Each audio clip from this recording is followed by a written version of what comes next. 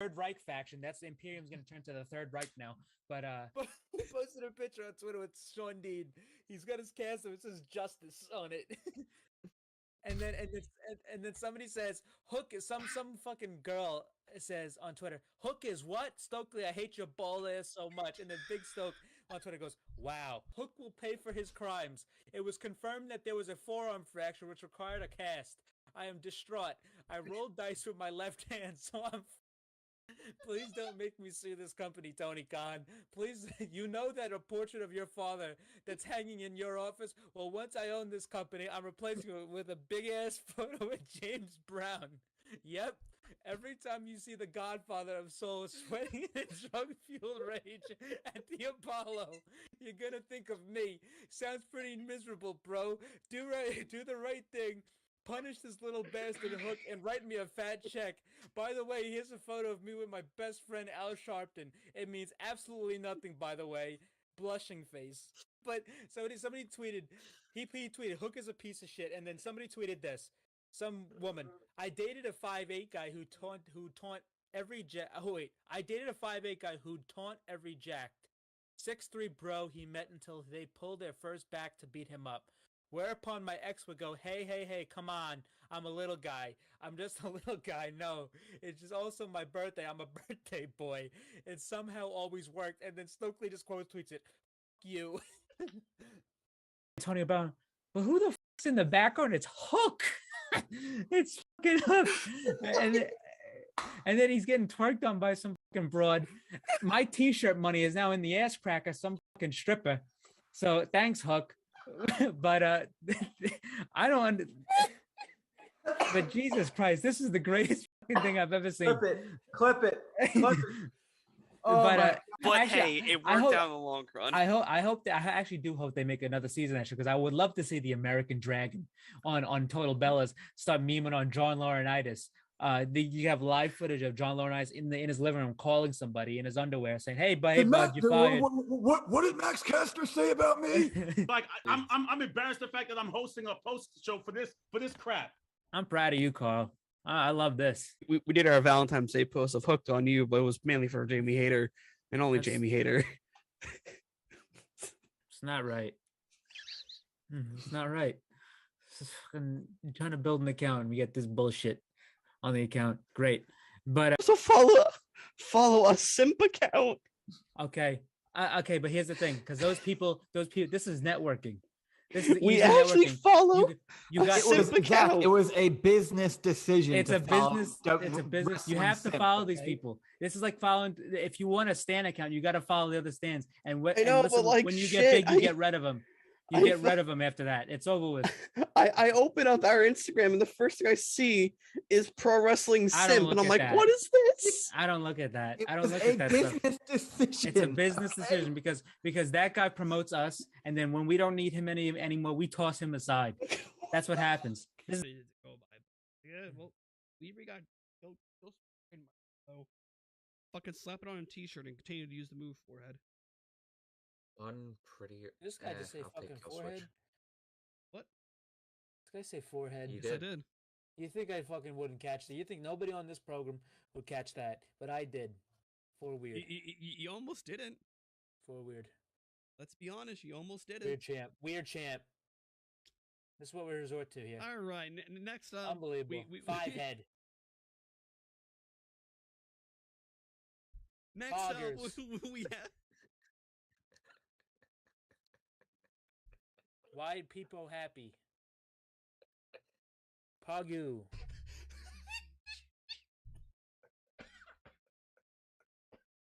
Weird champ. Weird. Forehead. Oh god. Franker faces. Oh. Wowie. Why people sad. What else? Look at how red my face is. What else we got? Let me go on Twitch right quick. Okay. Why do people happy?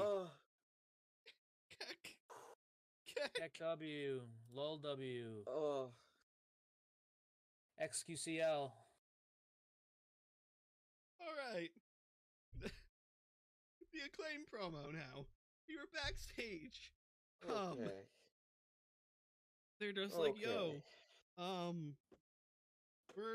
it's not gonna be a triple. It's not gonna be a No, normal. dude, we're gonna do a fatal four-way. Poggers, bro. Thanks for the fucking bits. Fuck, damn it! Jump off a roof.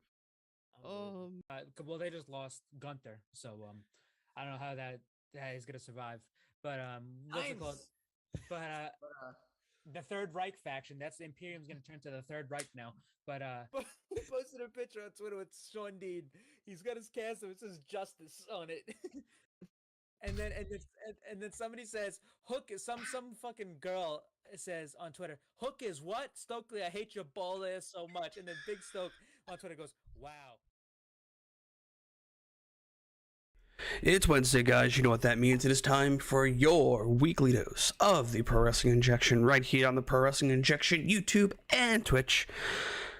I am the Outlaw. I'm here joined by the Goon Christian. Mike is off today due to the Rangers making it to the conference finals. So, yeah. So he has an excuse not to be here. We got some news. We got probably what has been one of AEW's best go-home shows in a long time. So yes, I'm going to kick it over to Christian for the news, because we got not much to talk about for once. It was a light week. So quickly, some just small stuff. It was reported today that after the great reception he got at Revolution, that Stephen Borden, who is the son of Sting, he was the one that was playing the Wolfpack version of Stephen Borden Jr., right? Yep. Yeah. He was the one playing the Wolfpack version of Sting during Sting's final match. He just due to the reception, he's going to be starting to train as a pro wrestler, which I think is really cool. I mean, he looked good. I mean, obviously his father is one of the best ever. Yeah. So he's got a great mentor already. And he's got an athletic background. It's not like he's just some guy that just happens to be his son. He has an athletic background. He was a tight end for I think at the University of Kentucky in football. So obviously, if you're a tight end, it's a big receiver. I mean, you got to be a very athletic guy for that. So that's gonna be cool to see. Obviously, we're not gonna see anything about that for a while, but I think it's really cool to see. Also, we have an unfortunate update to Eddie Kingston's injury, is that he also has tore his ACL and his I believe his meniscus alongside the fracture of his tibia. So what was thought to be maybe like a 6 to 7 month injury is now going to be more likely a year plus injury, which really sucks. So get well soon to Eddie. I mean, that's just horrible timing, but he even posted on Instagram, it's the game, it happens. I think for him, this is a much needed break for him. He needs, because he's been going hard in the paint for AEW. He's always on a Dynamite. He's always there. I think this is a much deserved kind of break, even though it is via injury. Yeah, I mean, it's an injury, but I would obviously if I wouldn't say break. Obviously, it's a break. He's going to be out of action for a long time, but injuries are never. I mean, they're never timely. They're never. You never want to see them. Even if a guy's working himself to you kind of hate to see it, but we'll see. He's probably going to be back around. I'd say maybe Revolution Double or Nothing next year. Unfortunately, so that's probably the next time we'll see Kingston. If pushing early, maybe Full Gear. No. Penny, I think Full Gear's in November. You're not coming back from a torn ACL, broken fibula, tibia, and a torn meniscus. In the same calendar year. Football players can't even do that. Especially and plus, that's just if you just tear your shit. If this guy has a broken bone to boot at his age. It's not like Eddie. I mean, Eddie Kingston's great. He looks fucking unbelievable in the ring, but it's not like he's out there. He's 24 years old. He's not. He's in his 40s. So this is going to be a long injury. I'm not even thinking about anything towards ahead of schedule or anything like that, especially at his age. So we'll see. But get well soon to Kingston. That's gonna suck, but Yeah. it happens. Part of the game. He understands that. So we'll see. Also, in an injury news, this is transitioning into our New Japan news here. Best of Super Juniors is underway, about halfway through. It's been a great tournament so far. Very, very, very good stuff. But one unfortunate piece of news is that Francesco Akira today had to forfeit the rest of his matches for the tournament. He has suffered a knee injury. He suffered it in his second to last match, and then he was able to work a match with Drilla Maloney, where they were able to write him off, with Drilla just destroying his knee. But it is a real injury. He is out of the tournament. So that's really bad too. So get well soon to Francesco Akira. Yeah. He's one of the best juniors they got right now. So get well soon to him. But in other news about New Japan, coming off the Resurgence show that happened 2 weeks ago, for New Japan Strong, it has been confirmed that at Dominion it's going to be Evil versus Jon Moxley for the IWGP Heavyweight Championship. And it is not going to be the main event of that show. It is not going to be the main event of that show, which is very, very rare for a Dominion show. Because if you don't really know, if you don't know much about New Japan, what SummerSlam is to WrestleMania for WWE is what Dominion is to Wrestle Kingdom for New Japan, or like what it's like basically their second biggest show of the year. But the main and this was kind of because the fans were kind of revolting, because usually the Best of the Super Junior final is its own event, it's its own show, it's whatever, it's its own thing. But for this year at Dominion, they are going to do the Best of the Super Junior finals on the Dominion show, and now it has been transitioned into the main event due to fan demand. So the main event at Dominion, it will now be the Best of the Super Junior final, which should have been. I mean, obviously Mox and Evil is a big match for that show, but it's not the biggest match you could do. And obviously we don't know who's going to be in that finals match yet. Yeah. I don't know who it's gonna be. My early prediction is El Desperado versus TJP in the final, but that could change.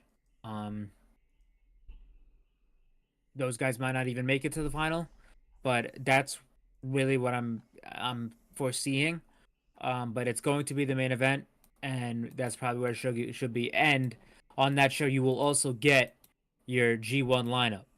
So that's going to be coming down the pike soon. That's going to be on June 9th. So keep an eye out for that. 'Cause that's going to be a crazy, crazy time for New Japan, because we're going to be getting into New Japan and AEW working together with Forbidden Door. Yeah. Coming right out of that show. But otherwise, that's really all there is to it when it comes to news. I'm pretty sure that was everything. Yeah, I just I did guess- I did a once yeah. over on Twitter just in case. Yeah, that was Oh, pretty yes, much everything. This is just one quick thing as well. I guess injury wise that I forgot to add is that Marigold, the new Joshi promotion, ran their first show this weekend, and Julia, unfortunately, I think she suffered a fracture in her forearm, which isn't gonna bar her. She's still gonna be able to work. But I don't know if I don't think it's gonna cause any complication for her going to NXT promptly in around July. But yeah, that happened. So that's unfortunate, and I hope she gets better soon. But it's not like I don't think she's gonna be taking any time off.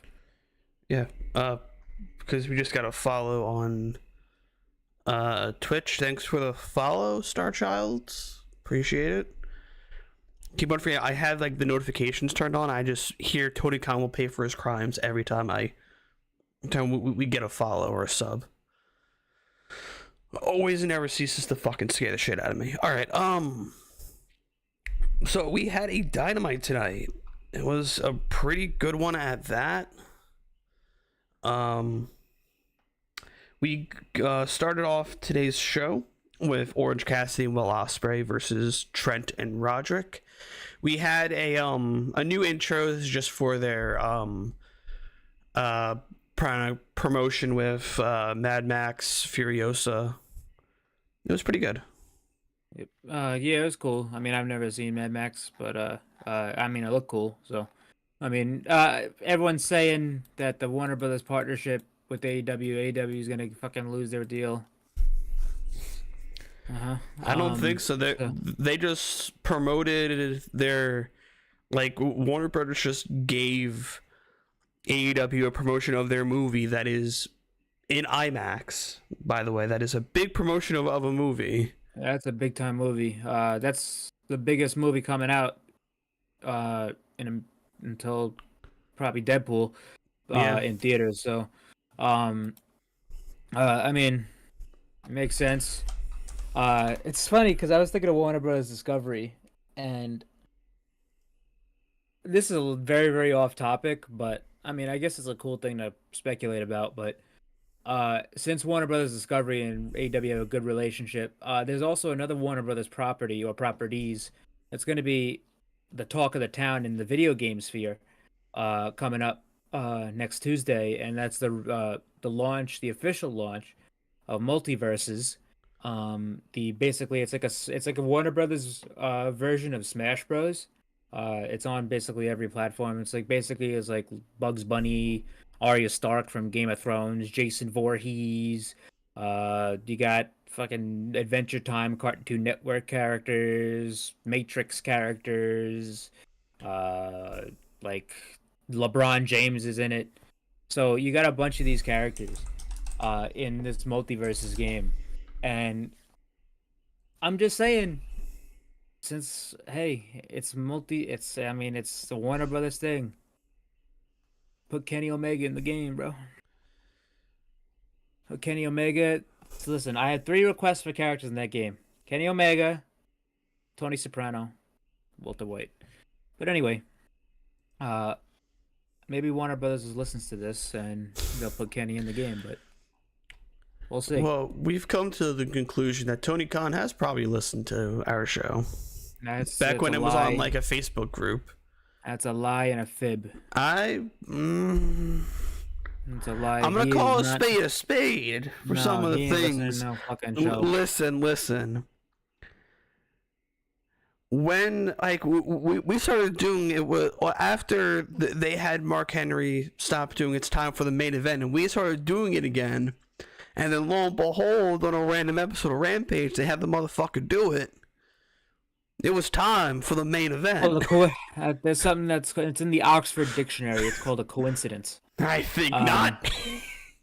But yeah. Anyway, we had Dynamite, and we started off the show tonight with Orange Cassidy and Will Ospreay versus Trent and Roderick Strong. This was a fantastic tag team match. Yeah, this was a fun tag match to open the show. It was fun to see Orange and Ospreay tag after their unbelievable match they had at the first Forbidden Door. Good chemistry. Yeah, these guys are great together.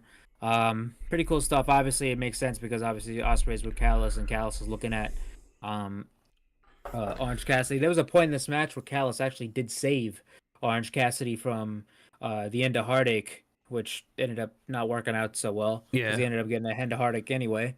But as I mentioned, end of Heartache to Orange. Roddy pinned Orange. I think that was the right way to go because nobody else in that match really could have got pinned. But yeah, so Roddy and Trent take the victory here. It's all chaos. Roddy ends up blasting Will Ospreay in the head with the belt, and he cuts him hard way. Okay, so that he's was bleeding hard all over way. the- Yeah, there was no way because it was way too fast. And just had the amount of blood. So he hit him with the belt, and Ospreay was bleeding all over the place. So it added some nice heat to their title match on Sunday. So I'm very excited for those two matches. That one, they're both going to be straight up wrestling matches. They made it a point that the Trent and Orange Cassidy match is just going to be a straight up wrestling match. So we'll see how that goes, and Yeah. talk about that more when we get to the pay-per-view. After this, we go to the backstage area where the EVP is talking to local talent, aka security, saying, "Keep an eye out for Darby Allin. He is barred from this building. Just make sure he does not appear He's here." banned from they're handing out posters. The posters are getting stapled and taped to the barricades and everything. So Darby Allin banned from the building. But anyway, after this we had the Bang Bang Gang. We had Jay White and the Guns come out with a wagon full of their title belts, even though they only got to carry only one of them each because they're unified. Yeah. But They Jay carry comes out. 9 titles in total, pretty much. Yeah, Jay comes out and he's like, "Yo, how do I say this guy? Pac. He's like, all right, Pac," and he's basically talking shit on Pac, how he's basically sticking his nose in the wrong business, talking about how there's only one of him and 3 of us. What is he ever gonna do to them? And then Pac shows up on the Titantron and basically just says, "Listen, buddy, I got 2 amigos that are gonna help deal with you." And then all of a sudden the lights go out. Like mi hermanos, and then Yeah, and then we had the Death Triangle entrance, which we haven't seen in a while because Phoenix and Pac have been hurt for various months. So this is the first time all of Death Triangle has been back. So they did a Death Triangle entrance. They started fighting and beating each other down in the ring. They ran the Bang Bang Gang off, and then Pac challenged them to a trios match at Double or Nothing, which I'm very happy about because I'm actually even thinking because I thought it was going to be Jay and Pac at the pay-per-view, but I'm glad they're saving that for like maybe TV because that's a big time TV match, and that there's already a lot on Double or Nothing, like to have that match that would probably get not as much time as it probably deserved. also I think I'm glad they're doing the trios match here. like hearing words and they kind of key phrases. I think Juice might be returning at the pay-per-view as well because they mentioned getting rock hard. So I wouldn't be surprised if Juice comes in to help out the Bang Bang Gang. I think that would put him in the right time frame to return too, right? Yeah, it was always said to be around Double or Nothing, that he was going to be good to go. So they might he might already be good. They're just waiting on creative, or just waiting on the right time. But yeah, we'll see. But yeah, I'm glad they're doing this match here. It's going to be a great match. First time Jay's in the ring with Pac, so that's very exciting. After this, we have the Learning Tree Chris Jericho come out with Big Bill, or known as the Big Redwood. Just to be on commentary for the triple threat of Hook, Brian Keith, and Shibata, right? Yep. So we had Shibata, Brian Keith, and Hook here. All of which good triple threat match. All of which are in their way into this match on Collision this past Saturday. Mm-hmm. And yeah, this was pretty good. Jericho was on commentary. Didn't go long, but good work here from all these guys. But the finish came down from Shibata put Brian Keith in a heel hook, and Hook put Brian Keith in the Red Rum at the same time. And Brian ended up tapping out because that was the one thing about this match. I'm like, this issue is really between Jericho, Hook, and Shibata. And like Brian Keith didn't fit. I'm like, I wonder why they just didn't do Shibata and Hook. And but here we go. But this is exactly why, and this why Brian was in this match, and this made sense. But so Brian Keith tapped out. So there was declared there was going to be 2 winners which was both Hook and Shibata. So both Hook and Shibata are going to be facing Jericho in a triple threat match for the FTW Championship at Double or Nothing. Which I'm glad that Shibata got in the match because I always thought it was just going to be Hook and Jericho again. But I'm actually very glad that they put Shibata in the match. Yeah. So it's not just another one of the a rerun of the Dynasty match. But yeah, very happy to see Shibata on that card, and I think it should be a good match with Shibata in there. I agree. And then also Jericho grabbed the mic after the match saying, hey, okay, cool. A triple threat. I'm okay with that. I'm also getting TV time because I talk to the people in the back because I know everybody just loves it when I get on camera. I love how I'm starting to get around to them, just him kind of feeding into all the bullshit. Yeah, I mean Jericho. I mean he's completely self-aware. It's like it's like it's everything everyone says about him. So, after that though, we had the Willow and Mercedes Moné hype video package. Yeah. Oh yeah, that's what I also mentioned too. The reason both these women weren't on the show tonight is because Willow is actually in Japan, in Stardom, defending the TBS Championship against Tam Nakano. Which she did successfully, obviously. So that's why she wasn't on the show.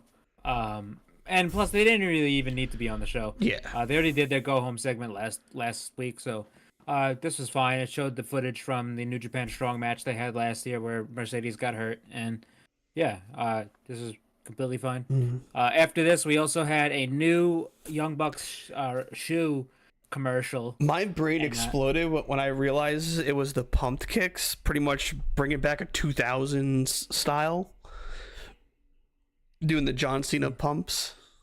Yeah, so they have those. Listen, the Bucks are great in these, but the best part about these entire ads is fucking Okada. I mean, it's just Okada is just a funny fuck. And what's it called? It's so campy. Like the ads are so campy and they're so fucking just complete fucking bullshit. It's just, I love these guys. Yeah. They're just very good at what they do. They're very good at being fucking complete pieces of shit. Mm-hmm. But anyway, after this we had Konosuke Takeshita video package, just hyping him up against for his match against Jon Moxley, which is an eliminator match. Not for the IWGP Heavyweight Championship, but an eliminator match. So there is intrigue here because I could very well see Takeshita winning that match. Yeah. Even though I don't think, because this is a New Japan decision. Mm-hmm. And with the G1 lineup coming up, if I had to pick anybody from the AEW roster for them to send to do the G1 this year, my number one pick would be fucking Takeshita. Because holy hell. Obviously Evil's not going to beat Moxley at Dominion. So yeah. And I don't know who they're gonna give Moxley a Forbidden Door. So maybe they have Takeshi to win that match, and then they set up the rematch. Well, the official title match of Forbidden Door. Yeah. Since technically Mox would be the New Japan guy since he's the New Japan champ, and Takeshi's the AEW one. But I doubt that because I still think it's gonna be the Yoda-Tsuji match. But we'll see because that just depends on New Japan. I mean, I can't really predict that when it comes to AEW because it's gonna end up that's New Japan's jurisdiction. Yeah. But anyway, Takeshita had a quick little squash here against Matt Sydal, beat the shit out of him. And that was really all she wrote. He started beating him up after the bell. Mox came out. He fucking whacked him. There's an epidemic going around this company with people whacking each other with the microphone. He whacked him in the head with the microphone and basically told him, "I'll see you at Double or Nothing." At least Takeshita didn't get fucking hard weighed. Well, yeah. But there needs to be something done about all these mic shots. So after that, we go to the backstage. The Bucks are kind of just walking, and then they get interrupted by Swerve saying, "Hey, turds!" And just before we get to that, I just want to point this out. There was no Rampage lineup on the show tonight, but we have the Rampage lineup right now. We have it's going to be Pac versus Rocky Romero. Roosh versus Isaiah Cassidy, Samoa Joe in action, and Chris Statlander and Willow Nightingale versus Anna Jay and Alex Windsor. Wow. Alex Windsor, she's been on New Japan Strong as of late. She's a really good female wrestler in Rev Pro, and if you didn't know, she's also Will Ospreay's fiance. Probably Ospreay put in the word for her, but she's very, very good. So that's really cool to see her getting a shot on Rampage. Yeah. But yeah, cool stuff. Yeah, so it was pretty much it was just the Bucks and Swerve, and they're like, hey, yeah, I know you have your issues with Darby. Just keep an eye out for him. And then Swerve's like, yeah, just hit my music. Like, yeah, hit our champ's music. And then this prompted Swerve versus Nick Wayne. Really good match as well. Yeah, well, before we get to that, I just want to mention here about this Swerve segment. A lot of the people have been criticizing that like Swerve doesn't feel like the main champion, like the biggest deal in the company, obviously because of the Elite storyline going on. But I think they heard that, and this is what it. And I think there's a reason for it, because obviously Swerve's not main eventing Double or Nothing because of the Anarchy in the Arena match. But I'm glad they did this because it kind of relieves that, because Swerve is obviously going to be after. Like, the Christian feud is not going past Double or Nothing. This is basically a mini feud just to give him somebody for the show, and then he can go over to the Elite after this. But they're obviously teasing something with him, with the Elite and Swerve, because he's the top champion of the company, and he's going to end up having to deal with them. It's probably end up going to be Jack Perry, because obviously Okada's occupied with the Continental Championship. But Swerve, I really like this because they're really teasing that Swerve and the Elite are headed for a collision course very, very soon. So we'll see how that shakes out, because that's probably going to be explored after the pay-per-view. Yeah. All right.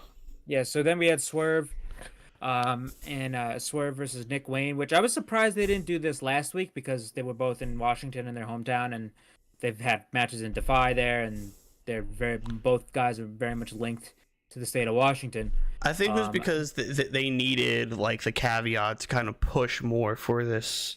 They did, but if I were them, I probably would have. I would have probably did something on Collision or Rampage, or just shot something and just try to get that match bumped up a week, because those two have long ties to Washington, obviously. But I mean, it's whatever.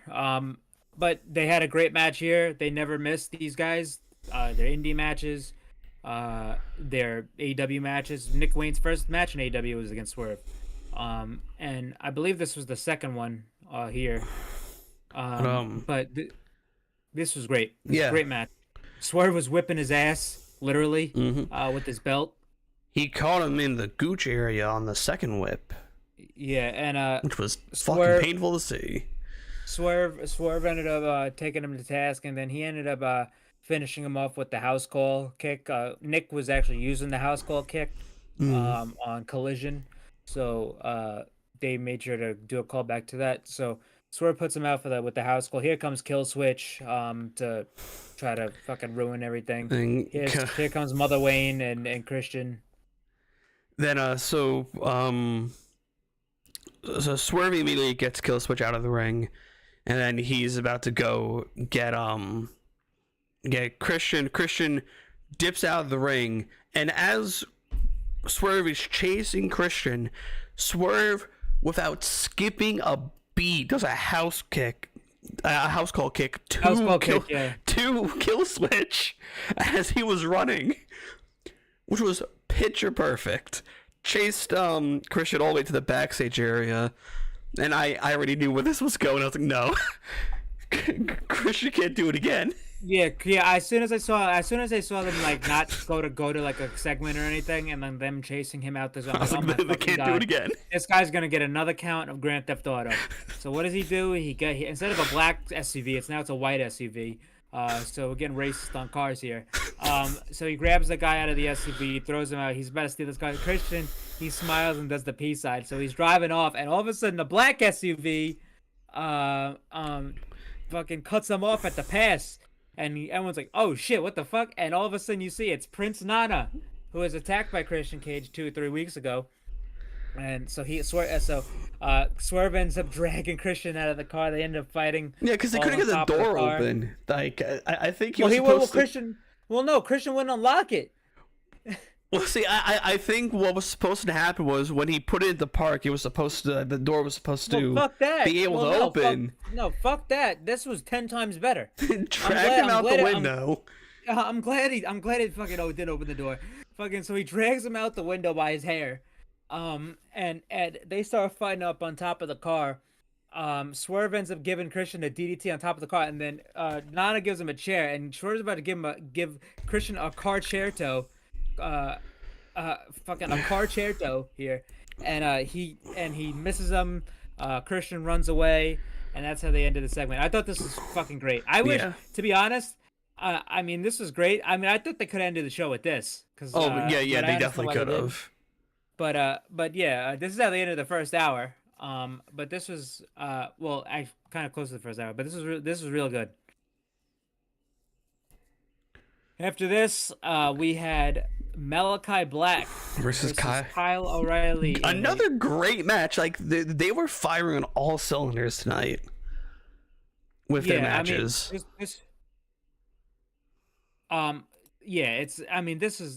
is great. I mean, obviously he's watching both these guys from Kyle from Ring of Honor. Both these guys when they were in NXT.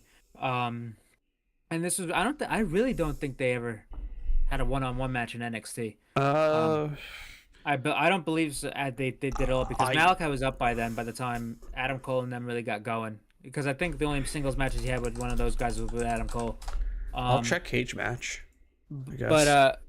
But this was a great match. I really, really enjoyed this match.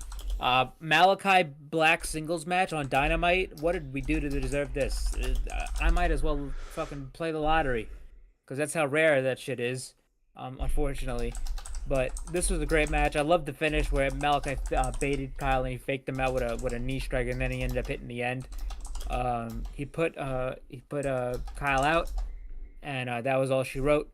After the match, Malakai is standing in the middle of the ring, and then all of a sudden the red and black lights start flashing in the ring, like the brood lights. The brood lights start flashing, and it's like, oh shit, is Gangrel showing up? But no.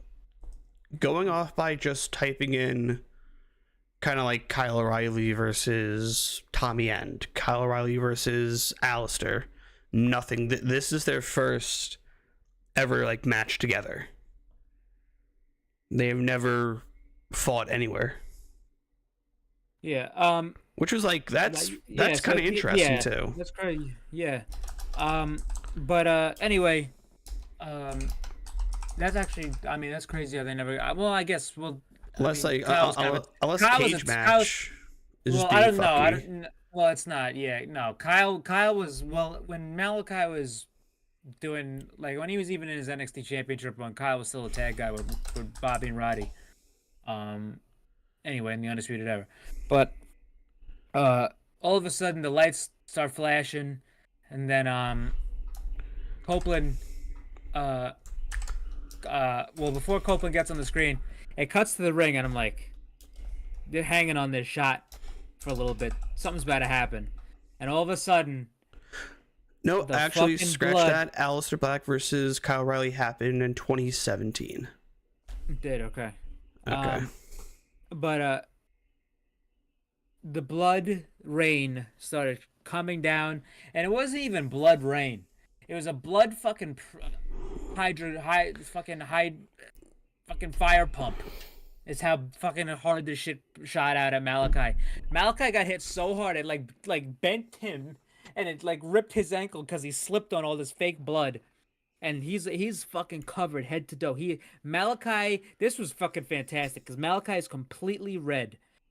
Completely red. It's like the last time Copeland did this was to Seth Rollins, but it was all black in WWE, and he got it good too, but he was slipping. But that stuff they used was not as like thick in texture of what they used for the fake blood here. Yeah. But someone Malakai, described it as like he got fucking rolled around. It was crazy. Someone described it as it looked like cranberry sauce. like the ocean spray cranberry sauce. Some people said it looks like that. I mean, people are saying it looked like that, but I don't think that was it at all. I think it was just fake blood. Oh yeah, no, like then prop blood. So like Adam Copeland was like, just be careful what you wish for, and then we cut to commercial. And well, just before that, Gangrel is. I mean, I put my life savings that guy is going to show up on that show. Yeah, and shout out to the people in the front row that got just drenched with this fake blood. That there was a guy who got it really, really good. Daz got it.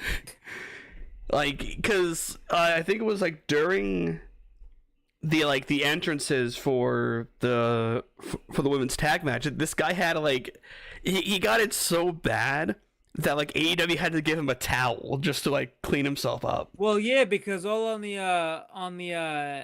barricade was fucking all the red shit you could see. It looks like somebody in the crowd was like bleeding out. It was fucking crazy. And they were still cleaning it up during the match too. They were still cleaning up this fake blood. I think this was a great just use of like just fake blood. And hey, if you're in the crowd and you get hit with fake blood, you could just be like, damn, I just got hit. I'm just covered in what is going to be a very historical segment now for this feud. Yep.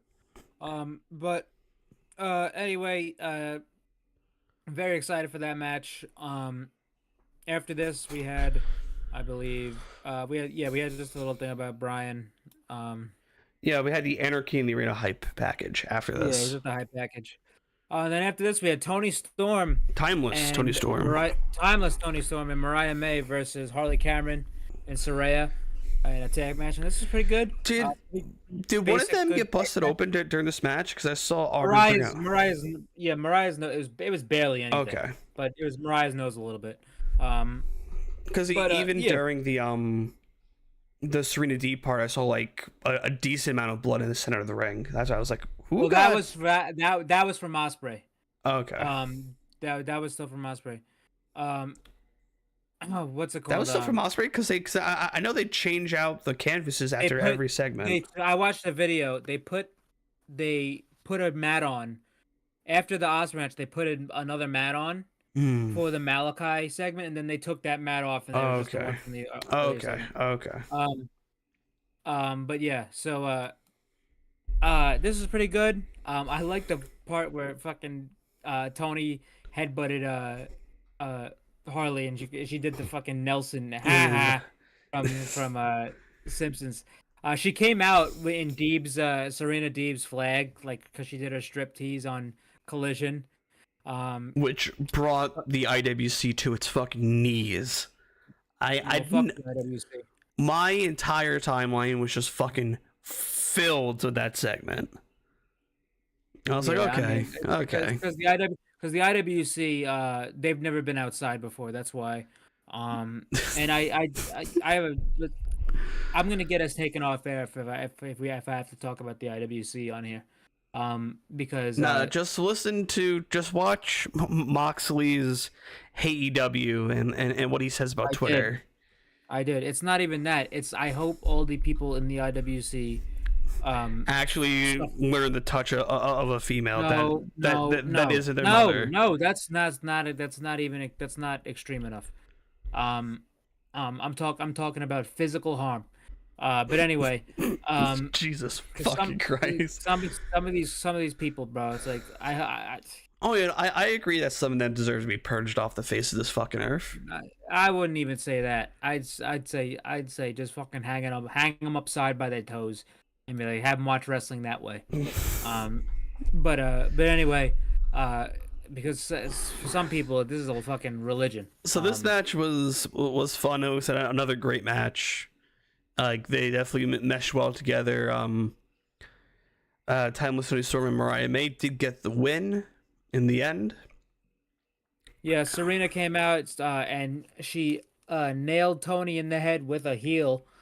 So Toni did not follow her own advice of watching for the shoe, because she did not watch her adhere. Yeah, unfortunately, she got by the shoe. So that was very unfortunate. But anyway, after this, we had It's time. well, no, not yet.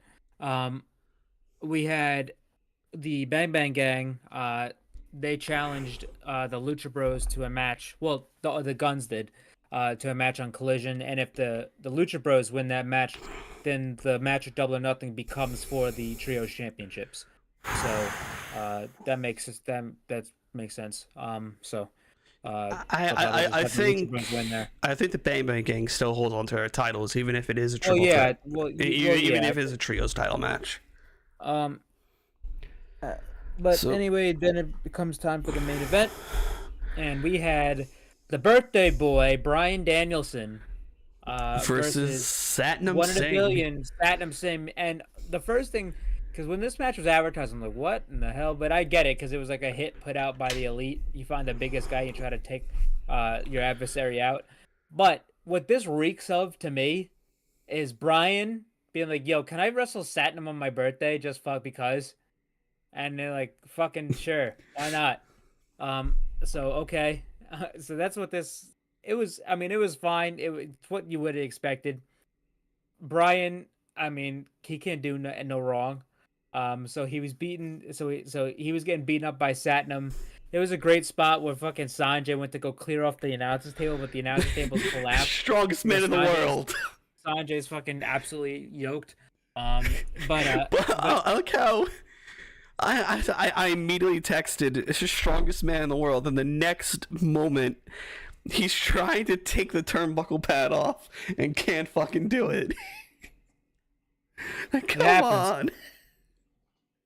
It happens. It happens to the best of us, Sanjay. I mean, it's rough. I mean, sometimes it comes on and off. That was just so funny. Just how like he was trying to take off the fucking top part of the table, and then it just went like, come on, man.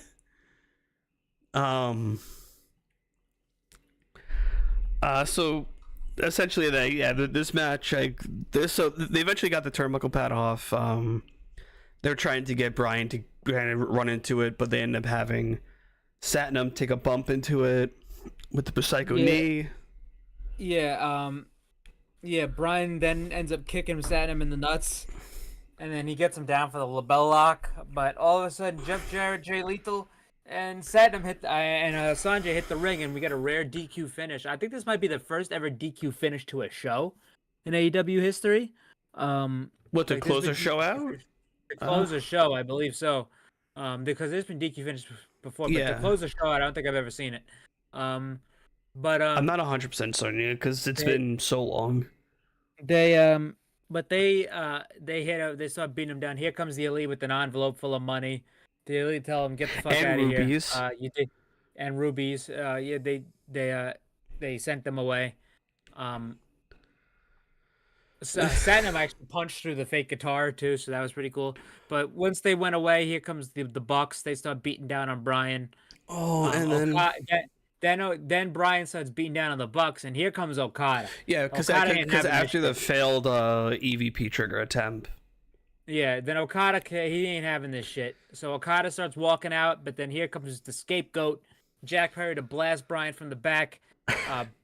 Okada gets in the ring, hits Bryan with a Rainmaker. They're going to bring Bryan over, put him through a table. But all of a sudden, here comes on the Titantron, you see a car pulling in. It was the white van, too. No, it was like a beige van. So you had like the mixed van. We'll see. Because we only saw it from the Tron's point of view, so we can't get a full color perspective. Yeah, but what's it called? Darby steps out with a flamethrower. Darby gets out of the car with a fucking flamethrower, and we see who's driving the car. It's none other than Tony Khan. Tony Khan is back from the Jags draft room. He fist bumps Darby Allin. He lifts his band, and here comes Darby Allin with a fucking flamethrower, running off the Bucks. Matt, Jack, and Okada. But all of a sudden, Nick's poor ass gets put through the table, and he actually gets fucking ripped open on his side. And Nick's like, "How can you do this to me? Why? No!" It was just fucking hilarious. But But the best part about this to me is like Darby Allin is fucking holding the trigger down this goddamn fucking flamethrower, and I'm like, do not fucking point your arm this way because he's about to fucking kill Bryan Danielson. And Brian He could fucking light a kid on fire in the crowd. Yeah, well, but my favorite part about this was Okada. They cut to Matt, Okada, and Jack. And you see Okada looking at this shit, and I was fucking losing my mind because Okada ain't never seen anything fucking like this in his life. Okada ain't never been around this type of shit before. He's fucking been in New Japan. Just the craziest shit that would happen is that there's a ref bump. Okada ain't never seen anything fucking like this before. He's staring at this guy Darby and like, what the fuck is going on? This like I was losing my mind. The ending to He's my favorite part about this entire thing.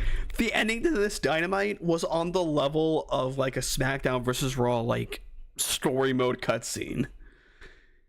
I don't know what the fuck was going on here. This was. I mean, Anarchy in the Arena is insane. gonna be. Anarchy in the Arena is gonna be a complete fucking. He's gonna use that flamethrower, you know that, right? I don't know if he's gonna use the flamethrower, but I think he's gonna fucking fall. So listen, Darby is gonna. I don't know. That's Chekhov's flamethrower right there at this point. Darby might end up fucking falling. He might end up going to like the Eiffel Tower in Vegas, that fake Eiffel Tower, and end up fucking jumping off there or something. I think what they're gonna do is they're gonna get the flamethrower. There's gonna be a stunt guy. And it's gonna be an obvious stunt guy in like that flame gel. No, listen, no. Are you fucking crazy? Do you hear yourself? Light him on fire. No. Do you hear yourself? Do you think Darby Allin's gonna fucking let them even attempt to use a stunt guy and not himself? Are you crazy? He'd fucking kill the stunt guy. And plus, listen, I'm all for dangerous spots and trying to push the envelope, but there is no fucking reason they need to be using a flamethrower of that caliber of what we saw tonight. Yeah, that's the fucking Boring Company's flamethrower. We do not need to see a flamethrower used in this match. We don't need to see some. Darby Allin has cheated death about 5 times already this year. We don't need to have another 6th. So, I mean, Jesus Christ Almighty. Dude, what a go home show. This was crazy.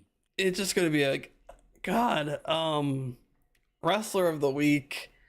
I'm gonna give it to the birthday boy, Bryan Danielson.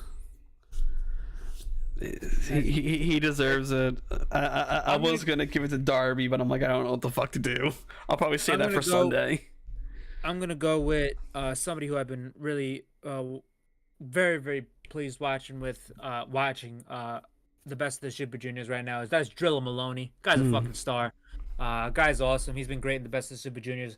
Completely fucking improvement over his last year's tournament, and he's doing great. So very, very good stuff there. All right, guys. Thank you all for watching. We'll be catching you on Sunday for the pre and post show of AEW Double or Nothing. Stay tuned for that and all that good jazz. And also keep in mind that next Wednesday, it either will be a solo stream of Christian and Mike. I'll let you know Mike's not going to be there. Yes, I forgot to mention this about next Wednesday's show.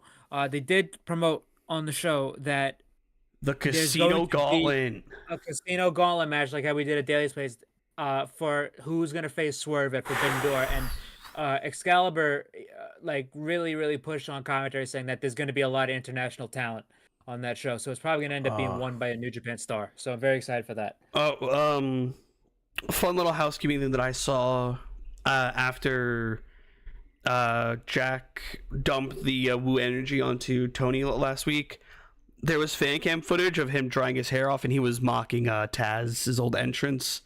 Yeah. I saw that too. Those guys, like, I love seeing commentators like that. It's them having fun. But all right, guys, we'll see you on Sunday, sorry, and all that good stuff. Peace out.